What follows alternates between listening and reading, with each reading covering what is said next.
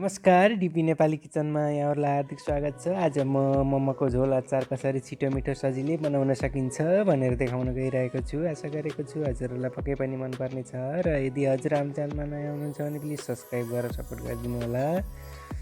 र मोमोको झोल अचार बनाउनको लागि मैले लिएको छु भुटेको बदाम 2 चम्चा जति, त्यसै गरी 2 चम्चा जति सेतो तिल भुटेर लिएको छु। त्यसै गरी यो टिमुर लिएको छु मैले 8-10 दाना यसरी भुटेर। हजुरहरूलाई मन पर्दैन भने टिमुर नराख्दा पनि हुन्छ। अब म भुटेको यो सबै सामानलाई यसरी मिक्सीको जारमा राखेर सबै चिज राखेर तिल भयो, बदाम भयो अनि टिमुर राखेर सबै भुटेको हो। र यसमा भुटेको खुर्सानी पनि मैले 4वटा जति राखेँ, देख्न सक्नुहुन्छ। अब म यसलाई राम्रोसँग ढक्कन बन्द गरेर मजाले यसरी धुलो बनाउँछु। र अब हामी सुरु गर्छौँ। एउटा कराई बसालेर यसमा 3 चम्चा जति तेल राख्छौँ हामीले। अचार बनाउँदा तेल राम्रै राख्नुपर्ने भएकोले मैले राखेँ। र तेल तातिसकेपछि यसमा मैले आधी चम्चा धनियाँ र आधी चम्चा जिरा राखेँ। र जिरा मजाले फ्राई भइसकेपछि हामीले यसमा थोरै प्याज राख्यौँ, धेरै प्याज राख्नु पर्दैन। र प्याज हाम्रो ब्राउन भइसकेपछि हामीले यसमा हरियो खुर्सानी, त्यसै गरी थिचेको अदुवा र लसुन पनि हामीले राख्यौँ। अदुवा लसुन मसिनरी काटेर राख्दा पनि हुन्छ, थिच्नै पर्छ भन्ने पनि छैन, पछि पिस्दाखेरि पिसिहाल्छ, तर थिच्दा अझै राम्रो। र यो चिज लसुन र अदुवा पनि पाकिसकेपछि यसरी चलाएर पाकिसकेपछि हामीले यसमा टमाटर एड गर्छौँ। देख्न सक्नुहुन्छ 1 कचौरा मैले टमाटर एड गरेँ। स्वादअनुसार नुन, थोरै करी पाउडर, हजुरहरूसँग जे मसला मनपर्छ त्यही राख्न सक्नुहुन्छ। 1 चम्चा खुर्सानीको धुलो, आधी चम्चा बेसार।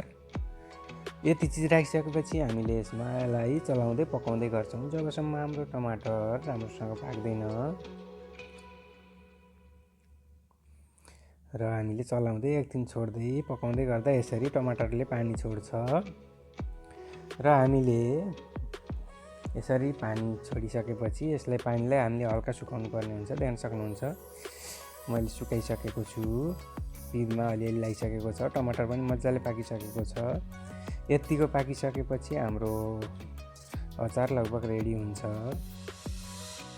हल्का यसमा पानी बाँकी रहनुपर्छ।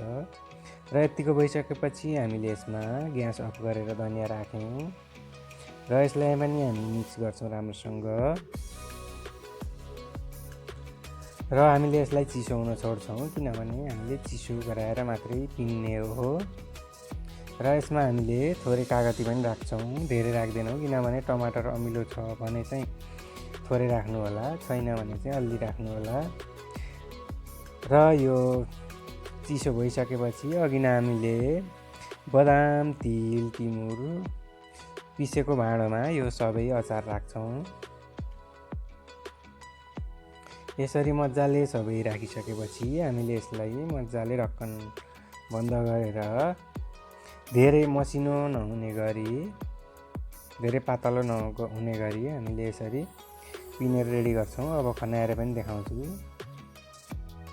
देख्न सक्नुहुन्छ एकदम पर्फेक्ट बनेर रेडी भइसकेको छ हाम्रो मोमोको अचार।